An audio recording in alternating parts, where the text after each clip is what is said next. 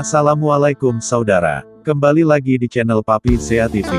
Bicara sepak bola, hampir semua orang mengenalnya. Saat ini, gelegar Piala Dunia hampir terdengar di seluruh pelosok negeri. Yang mana diselenggarakannya di negeri Qatar yang bermayoritas agama Islam. Sekaligus menjadi sejarah perhelatan sepak bola terbesar di dunia.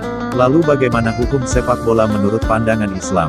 Rasulullah Shallallahu Alaihi Wasallam bersabda, segala sesuatu yang tidak mengandung zikirullah padanya maka itu adalah kesia-siaan dan main-main kecuali 4 perkara, yaitu senda gurau suami dengan istrinya, melatih kuda, berlatih memanah, dan mengajarkan renang. Hadits riwayat An-Nasai, Sahih Al-Jami' Es-Sagir nomor 4534. Dalam Islam olahraga tidaklah dilarang. Bahkan sangat mendorong dan memotivasi umatnya agar melakukan olahraga. Terlebih olahraga yang dapat mendukung umat Islam untuk beribadah, jihad, dan membela kehormatan agamanya. Olahraga yang konsisten justru akan membuat tubuh orang yang melakukannya menjadi sehat, kuat, dan berstamina. Bahkan muslim yang seperti ini lebih Allah cintai daripada mukmin yang lemah. Sepak bola sejatinya adalah jenis permainan, dan hukum asalnya adalah mubah atau boleh.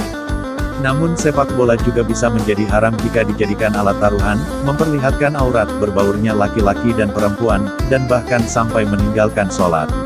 Jadi niatkanlah bermain sepak bola itu supaya badan sehat dan kuat beribadah, serta menyambung silaturahmi. Wallahu a'lam bishawab.